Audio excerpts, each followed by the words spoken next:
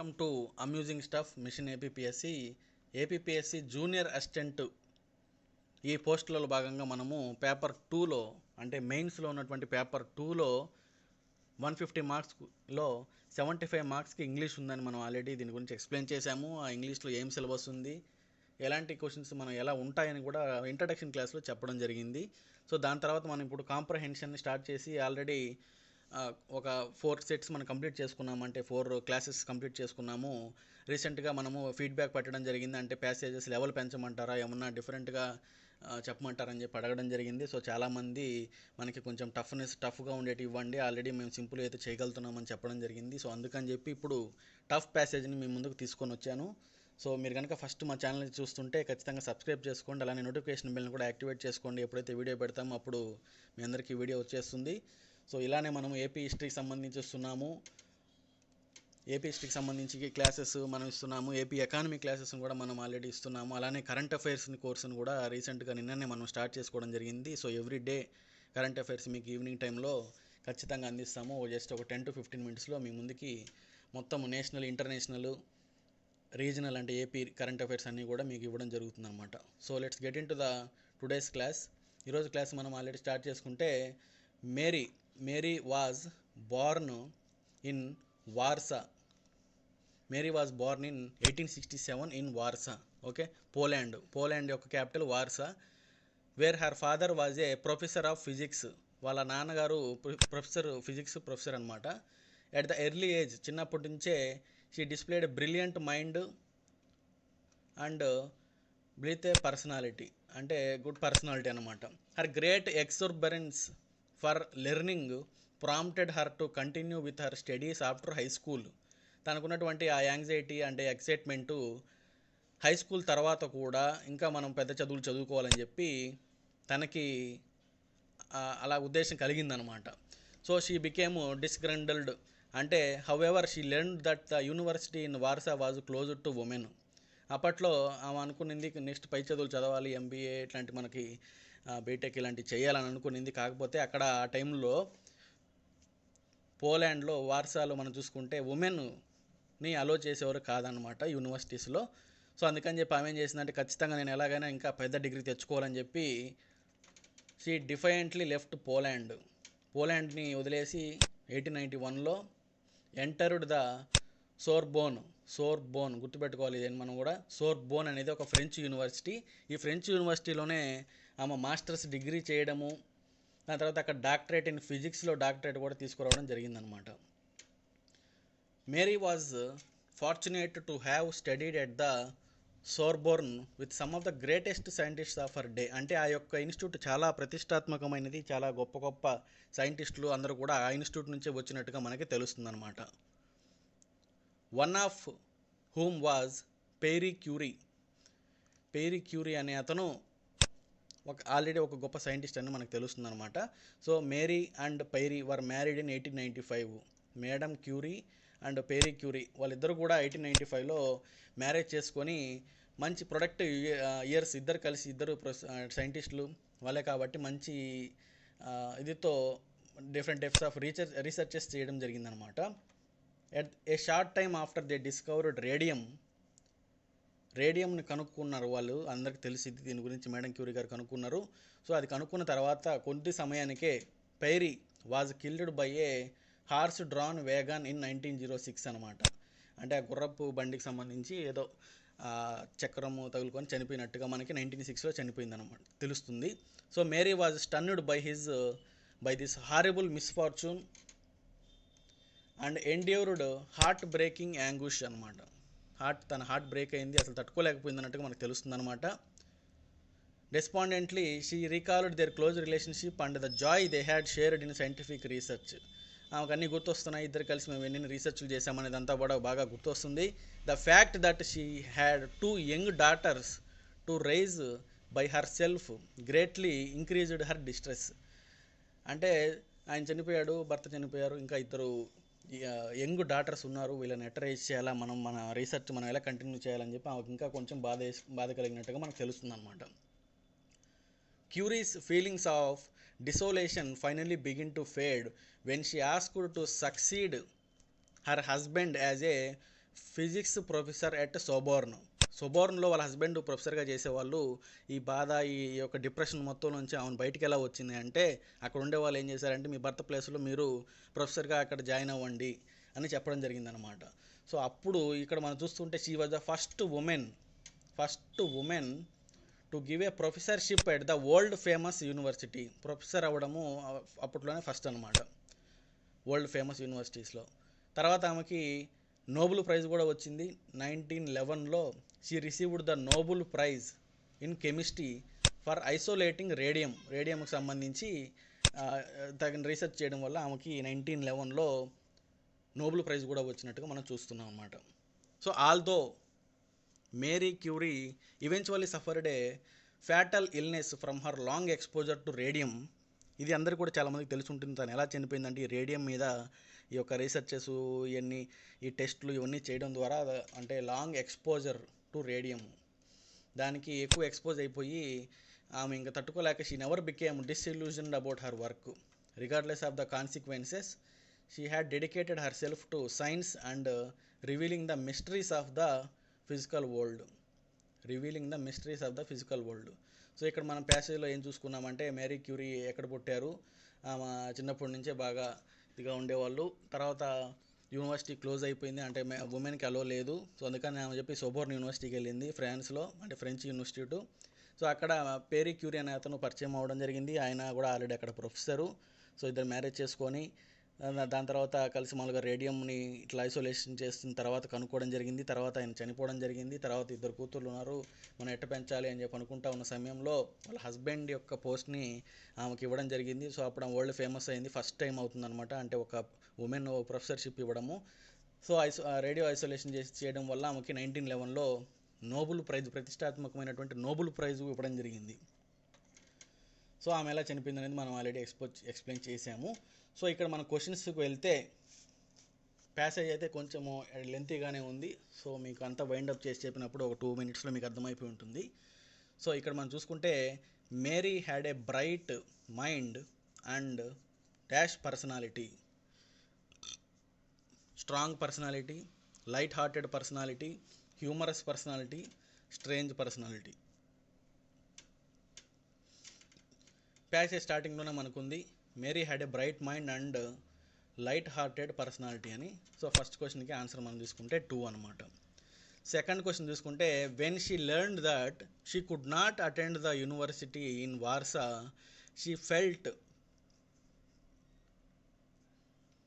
First option hopeless, annoyed, depressed, worried. So ఇక్కడ మనం options తీసుకుంటే డైరెక్ట్గా ఎగ్జాక్ట్గా మనకి ప్యాసేజ్లో లేవు, కానీ మనం దానికి సంబంధించినటువంటి మనమే అనాలిసిస్ చేసి మీనింగ్ను బయటికి తీసుకురావాలన్నమాట. హోప్లెస్ అనేది అయితే కాదు, ఎందుకంటే తను ఇంకా ఏం చేయాలో తెలియక గమ్ముగా అయిపోయింది అన్నట్టయితే కాదు. డిప్రెస్డ్ ఓకే, కానీ దాని గురించి మనకి ఎక్కడ మెన్షన్ చేయలేదు. ఎమ్మటే ఆమె నెక్స్ట్ దానికి వెళ్ళిపోయింది అని చెప్పి మనం చూసాము. షీ వాజ్ అన్నాయిడ్ అంటే ఏందిరా ఇంకా ఇక్కడ మనకి అలో చేయకపోవడం ఏంది అని చెప్పి ఆమె అనుకునింది అనమాట. సో దీనికి ఆన్సర్ వచ్చి అన్నాయిడ్. సో నెక్స్ట్ క్వశ్చన్ తీసుకుంటే, మేరీ డాష్ అంటే Mary by leaving Poland and travelling to France to enter to Sorbonne. So అక్కడ యూనివర్సిటీ క్లోజ్ అయిపోయిందని తెలిసిన తర్వాత ఆమె like how did it she felt like that. So మనం ఇక్కడ ఆప్షన్స్ని మనం ఇక్కడ ఫిల్ ఇన్ ద బ్లాంక్స్ లాగా ఎంటర్ చేసుకుంటే, Mary challenged the authority by leaving Poland and travelling to France. లేదంటే మేరీ షోడ్ ఇంటెలిజెన్స్, అంటే ఇంటెలిజెన్స్ ఏముంటుంది దాంట్లో, అది ఏమన్నా తెలియగల పని అన్నట్టు ఏం లేదు, మనకి అది తప్పు. మేరీ బిహేవ్డ్ బై అనేది రాంగ్, అసలు wrong. Mary was distressed by leaving అంటే తను ఏదోలాగా అయిపోయింది, డిప్రెస్ అయిపోయింది అనేది అయితే అది కూడా రాంగ్ ఆన్సరు. సో ఇక్కడ మనం చూసుకుంటే ఆ టైంలో అలా చేయడము ఖచ్చితంగా అథారిటీని ఛాలెంజ్ చేసినట్టు అవుతుంది. అక్కడ ఉన్నటువంటి పోలాండ్ వార్సా యూనివర్సిటీస్లో కానీ అక్కడ ఉన్నటువంటి అప్పుడు లాస్ని ఆమె వ్యతిరేకించినట్టుగా, ఎదురు తిరిగినట్టుగా మనకు తెలుస్తుంది అనమాట. ఎదురు తిరిగి ఫ్రాన్స్ ఉన్నటువంటి యూనివర్సిటీకి ఆమె వెళ్ళడం జరిగింది. కాబట్టి దీనికి మనం ఆన్సర్ చూసుకుంటే challenged the authority. Mary challenged authority by leaving Poland and travelling to France to enter in to Sorbonne. Next question మనం చూసుకుంటే, ఫోర్త్ క్వశ్చన్, దీని గురించి మనం ఆల్రెడీ చెప్పున్నాము. వాళ్ళు ఇద్దరు కలిసి వర్క్ చేశారు. వాళ్ళ హస్బెండ్ చనిపోయిన తర్వాత ఆమె వాళ్ళు చేసినటువంటి రీసెర్చ్లు వాటి గురించి రిమెంబర్ చేసుకునేది, అంటే గుర్తు చేసుకునేది అనే దాని గురించి ఇక్కడ క్వశ్చన్ అనమాట. So dejectedly she remembered their joy అనేది ఖచ్చితంగా మనకి చూసుకోవచ్చు. So happily she remembered, tearfully she remembered, worried she remembered, ఇవన్నీ కూడా మనకి రాంగ్ ఆన్సర్. సో డిజెక్టెడ్లీ అనేది మనకి రైట్ ఆన్సర్ అనమాట. So dejectedly she remembered their joy together. Fifth question చూసుకుంటే her misfortune began to fade when she return to Sorbonne. Misfortune అనేది తప్ప అనమాట సార్. ఎందుకంటే మిస్ఫార్చ్యూన్ అంటే లైక్ ఫార్చ్యూన్ అంటే మనం ఫార్చ్యూన్ అంటాం, ఈజ్ ఫార్చునేట్, ఈజ్ మిస్ఫార్చునేట్ అంటే అదృష్టం కలిగిన వ్యక్తి అనమాట. హర్ యాంగర్ అనేది కూడా మనకి ఎక్కడ రాలేదు. Her wretchedness, her disappointment. So ఇక్కడ మనం తీసుకుంటే హర్ ఈజ్ రైట్ ఆన్సర్ అనమాట. వ్రెచెడ్నెస్ అనేది మనకి ఇక్కడ రైట్ ఆన్సరు. సో ఇక్కడ మనం చూసుకుంటే ఆల్రెడీ ప్యాసేజ్లో చూస్తున్నాము. ప్యాసేజ్ దానిలో ఉన్న ప్రకారం మనం చూసుకుంటే వ్రెచెడ్నెస్ అంటే ఏందనంటే మనకి దౌర్భాగ్యం అనమాట. మామూలుగా very uncomfortable, very unfortunate in condition అన్నట్టుగా అనమాట. మెజరబుల్ అట్లా అంటాం కదా, సో అది. సో తన ఒక అన్కంఫర్టబుల్ బిగాన్ టు ఫేడ్ అవే అనేది మనం ఆల్రెడీ ఇక్కడ మనం చూసుకుంటే ఒకసారి మనకి వెనక్కి వెళ్ళి చూస్తే ఇక్కడ తెలుస్తుంది అనమాట. ఇక్కడ మనం చూసుకుంటే హార్ట్ బ్రేకింగ్, యాంగ్విష్ ఇవన్నీ కూడా మనం చూసాము. Feeling of desolation finally began to fade అవే. డిసోలేషన్ అంటే అదే అనమాట, మెజరబుల్, మనము ఒంటరిగా చేసేసినట్టుగా అయిపోయింది మనల్ని అన్నట్టుగా అనమాట. స్టేట్ ఆఫ్ డిజార్డర్ అన్నట్టుగా, misery, sorrow. So even though she became fatally ill from working with radium. Next question, Mary Curie was never troubled, worried, disappointed, sorrowful. అంటే తనకు తెలుస్తుంది కొంచెం నేను హెల్త్ బాగాలేకుండా వస్తుంది, వీటి దగ్గర నేను ప్రయత్నం చేయడం వల్ల, ప్రయోగాలు చేయడం వల్ల, ఐసోలేషన్ ఆఫ్ రేడియం వల్ల అని. అయినా కానీ షీ నెవర్ డిసప్పాయింటెడ్ అనేది మనకి రైట్ ఆన్సర్ అనమాట. So she never disappointed. So ఇక్కడతో మనము ఈ 6 క్వశ్చన్స్ని ప్యాసేజ్ని కంప్లీట్ చేసుకున్నాము. ఇక్కడ మీరు చూసుకుంటే కొంచెం మనం డిఫరెంట్గా అడిగింది ఏంటంటే కొన్నిటికి ఆన్సర్స్ మనకు డైరెక్ట్గా లేవన్నమాట వర్డ్స్. ఇప్పుడు ఇందాక చూసినట్టు డిసోలేటెడ్ అంటే మీరు దాని మీనింగు, దాని యొక్క ఇచ్చిన ఆప్షన్స్ని మనం ఆ ట్రయల్ అండ్ ఎర్రర్ లాగా అక్కడ పెట్టి మనము మీనింగ్ ఓకే అర్థమవుతుంది పర్లేదు అని అనుకుంటే దాన్ని ఓకే చేయాలన్నమాట. సో కొంచెం మరి ఇంత టఫ్ ఇవ్వరు, మీరు అడిగారు కాబట్టి ఇలా మనము మీనింగ్స్ని మనం ఇంకొకలాగా మార్చి చెప్పడం ఇలాంటివి ఇవ్వడం జరిగింది. సో ఒకవేళ మీకు అర్థం కాకపోతే మామూలుగా ఏంటంటే ఆప్షన్స్ ఎలిమినేట్ చేసుకుంటూ పోవచ్చు అనమాట. అంటే హర్ యాంగర్ అనేది మనకి ఎక్కడా లేదు, మిస్ఫార్చ్యూన్ అనేది కూడా ఎక్కడా లేదు. సో డిసప్పాయింట్మెంట్ అయినా ఉండొచ్చు, వ్రెచెడ్నెస్ అయినా ఉండొచ్చు. డిసప్పాయింట్మెంట్ అనేది మనకి ప్యాసేజ్లో ఎక్కడైనా ఉందా? ఓన్లీ లాస్ట్లోనే ఉంది. She is not disappointed even though she is feeling ill అనేది. సో అంతేగాని మనకి ఇందాక చూసుకుంటే డిసోలేటెడ్ అనమాట, అది డిఫరెంట్. సో ఇక్కడితో మనము ఫస్ట్ ప్యాసేజ్ని కంప్లీట్ చేసుకున్నాము. నెక్స్ట్ ప్యాసేజ్ డాల్ఫిన్స్ గురించి. Dolphins are regarded as friendliest creatures in the sea and stories of them helping drowning sailors have been common since Roman times. అంటే sailors మన షిప్పులు వెళ్ళేటువంటి వాళ్ళు కొట్టుకొని పోతూ ఉంటే, ఇట్లాంటి సుడిగుండాలు ఇట్లాంటి వాటిలో కొట్టుకొని పోతుంటే ఈ డాల్ఫిన్స్ వాటికి హెల్ప్ చేసినట్టుగా మనము పాత రోమన్ టైమ్స్ నుంచే మనకి తెలుస్తుంది అన్నట్టుగా మనము వింటున్నాం అనమాట. The more we learn about dolphins, అంటే మన డాల్ఫిన్స్ గురించి ఇంకా ఎక్కువ తెలుసుకునే కొద్దీ మనకేమనిపిస్తుంది అంటే the more we realise that their society is more complex. అంటే వాళ్ళ యొక్క society is more complex than people previously imagined. మనం అనుకున్న దానికన్నా వాళ్ళ సొసైటీ ఇంకా బాగా కాంప్లికేటెడ్గా ఉందన్నట్టుగా మనకు తెలుస్తుంది అనమాట. They look after other dolphins when they are ill. మిగతా వాళ్ళ కమ్యూనిటీలో మిగతా డాల్ఫిన్స్ కొంచెము హెల్త్ బాగాలేకుండా ఉన్నప్పుడు కానీ, ప్రెగ్నెంట్గా ఉన్నప్పుడు కానీ, కొంతమంది వీక్గా అంటే హెల్త్ ముసలిలో అంటే ఓల్డ్ అయిపోయినటువంటి వాటిని కూడా అవి లుక్ ఆఫ్టర్ అంటే ప్రొటెక్ట్ అనమాట. ఏమన్నా జరగకుండా చూసుకోవడము, అంటే అంత బాగోగులు చూసుకోవడం అనేదాన్ని లుక్ ఆఫ్టర్ అంటారు అనమాట. సో మనకి ఇలాంటివి కూడా మనం నోట్ చేసుకోవాల్సిన అవసరం ఎంతైనా ఉంది. సో అంటే యాజ్ వీ డూ, అంటే మనలాగే మన హ్యూమన్స్ అయితే ఎలాగా కేర్ చేస్తారో అలానే ఇవి కూడా చేస్తాయని చెప్పి మనం ఇక్కడ చూస్తున్నాము. Some scientists have suggested that dolphins have a language. వాళ్ళకి ఒక లాంగ్వేజ్ ఉన్నట్టుగా మనకు కొంతమంది సైంటిస్టులు చెప్పారు. But it is much more probable that they communicate with each other without needing words. కానీ మనం కనుక ఆలోచిస్తే ఈ పదాలు ఏమి లేకుండానే వాళ్ళు జస్ట్ మామూలుగా సైకిల్తో ఇట్లయితే ఎలాగైతే మూగ జంతువులు మనకి ఎనిమల్స్ ఎలాగైతే కమ్యూనికేషన్ చేసుకుంటాయి, ఇవి కూడా అలానే చేసుకుంటాయి అనేది మనం అనుకోవచ్చు. కానీ కొంతమంది సైంటిస్టులు అయితే వాళ్ళకు లాంగ్వేజ్ ఉందని చెప్పడం జరిగింది. సో ఇక్కడ మన నెక్స్ట్ ప్రాబబుల్ క్వశ్చన్ ఏంటంటే, could any of these animals, అంటే could any of these mammals be more intelligent than man?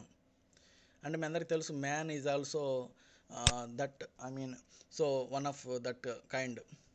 So ఈ మ్యామల్స్లో ఏదైనా కానీ మన మనుషుల కన్నా తెలివైంది ఏమన్నా ఉన్నాయా అనేది మనం క్వశ్చన్ చేసుకోవాలన్నమాట. Certainly the most common argument in favour of man's superiority over them.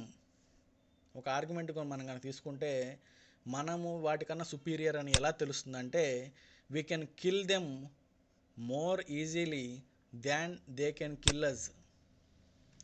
అంటే దాన్ని బట్టే కదా మనకి ఇప్పుడు ఫుడ్ చైన్లో కానీ మనం అవతల దాన్ని చంపగలిగామని అంటే మనకి సుపీరియర్లో ఉన్నట్టు అనమాట, సుపీరియర్ స్టేజ్లో ఉన్నట్టు. సో దాని ప్రకారం మనం తీసుకుంటే అది అండ్ ద కాంట్రరీ, అంటే ఇంకొకలాగా మనం చూసుకుంటే రివర్స్లో ఆపోజిట్గా మనం తీసుకుంటే, the more we discover about these remarkable creatures the less we appear superior when we destroy them. అంటే ఒక రకంగా చెప్పాలంటే ఇందాక పైన చెప్పినట్టు ఓకే, కానీ అలా మనము వాటిని మనం డెస్ట్రాయ్ చేసుకుంటూ చంపుకుంటూ పోతుంటే మనము మన యొక్క మానవత్వం, మన యొక్క హ్యూమానిటీ ఏమైనట్టు? సో యాక్చువల్గా తీసుకుంటే అప్పుడు మనం సుపీరియర్ అవ్వము కదా, ఇన్ఫీరియర్ అవుతాము.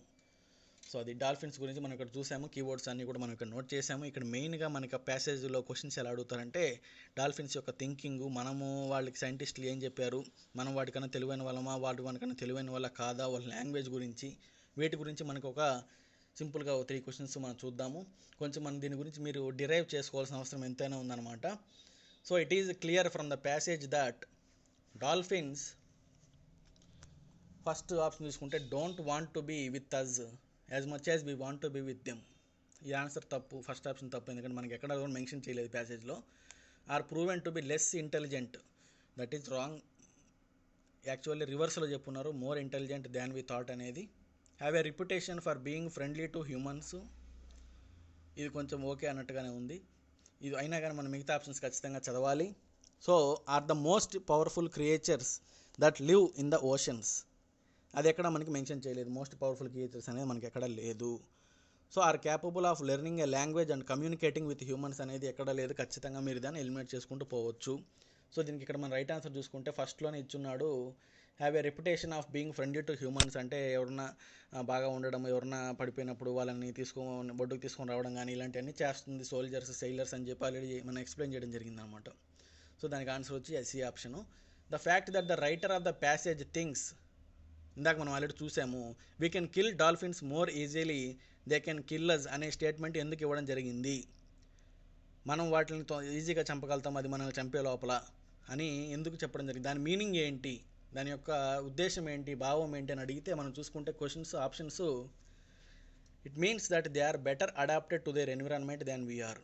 That is completely wrong answer. ఎన్విరాన్మెంట్కి అడాప్ట్ అవ్వడానికి దానికి సంబంధం లేదు. It shows that dolphins have a very sophisticated form of communication. కమ్యూనికేషన్కి చంపడానికి ఏమైనా తేడా సంబంధం ఉందా? Proves that dolphins are not the most intelligent species at the sea. Does not mean that we are superior to them. Proves that dolphins have linguistic skills far beyond then we previously thought. ఈ ఇందాక చెప్పినట్టు ఈ సోఫిస్టికేటెడ్కి, ఈ ఇంటెలిజెంట్కి, ఈ linguistic స్కిల్స్కి దానికి అసలు సంబంధం లేదు, ఈ కమ్యూనికేషన్కి సంబంధం లేదు. సో ఇక్కడ మనం ఆన్సర్ కనుక చూసుకుంటే డి ఆప్షన్ పెట్టుకోవచ్చు అనమాట. ఎందుకంటే the fact that the writer of the passage thinks we can kill dolphins more easily then they can kill us, అంటే దాని అర్థం ఏంటంటే that does not mean that we are superior to them. ఎందుకంటే దాంట్లో లాస్ట్లో ఎక్స్ప్లెనేషన్ ఇవ్వడం జరిగింది, in a way we are inferior because అలా చంపుకుంటూ మనం పోకూడదు, మనకు అథారిటీ ఉందని చెప్పి మనం చంపకూడదు. కాబట్టి so it does not mean like that. So ఇది చాలా ట్రికీ క్వశ్చన్, మీరు ఖచ్చితంగా ఆలోచించి పెట్టాల్సిన అవసరం ఎంతైనా ఉంది. సో దీన్ని కనుక మీరు రాంగ్ పెట్టుంటే ఇంకొకసారి ప్యాసేజ్ వెనక్కి వెళ్ళి చూసుకోండి. లాస్ట్ మనం ఆల్రెడీ ఎక్స్ప్లెయిన్ చేస్తున్నాము ఎందుకు అనేది, మళ్ళీ ఇన్ఫీరియర్ ఎందుకు అయినామని చెప్పి. సో మీకు ఒక పవర్ అథారిటీ ఇచ్చినప్పుడు దాన్ని మీరు మిస్యూజ్ చేస్తే మీరు ఆబ్వియస్గా అప్పుడు దానికి మీరు అర్హులు కాదన్నట్టు, మీరు డిస్యూజ్ చేశారు అన్నట్టుగా మనం అనుకోవచ్చు కదా, అలానే అనమాట ఇది కూడా. సో ఇది one can infer from reading the passage that, first option అంటే ప్యాసేజ్ మొత్తం చదివిన తర్వాత నువ్వు ఏమిగా దీన్ని భావం తీసుకోవచ్చు అని అంటే, dolphins are quite abundant in some areas of the world. Abundant గురించి వాడి గురించి ఎక్కడ మనకి మెన్షన్ చేయలేదు. Communication is the most fascinating aspect of the dolphins. తప్పు అసలు, మనకి ఈ కమ్యూనికేషన్ ఇవన్నీ కూడా జస్ట్ ఆప్షన్స్ ఇచ్చి మనల్ని కొంచెము కన్ఫ్యూజ్ చేయడం తప్ప ఏముండదు. Dolphins have skills that no other living creatures have అంట. నో అదర్ అనేది అంటే మీరు ఖచ్చితంగా దీన్ని రాంగ్ కొట్టేయాలంతే. ఎక్కడన్నా మెన్షన్ చేశారా డాల్ఫిన్స్కి ఉన్నటువంటి ఏమన్నా ఎబిలిటీస్ ఇంకెక్కడా లేవు ప్రపంచంలో దేనికి కూడా అని? No. It is not usual for dolphins to communicate with each other. Dolphins have some social traits that are similar to those of humans. So ఇది కూడా మనకి దీనికి రైట్ ఆన్సర్ కనుక మనం చూసుకుంటే దీనికి కూడా డిఏ పెట్టుకోవచ్చు అనమాట. ఎందుకంటే మనము ఇప్పుడు చెప్తాను దాని గురించి.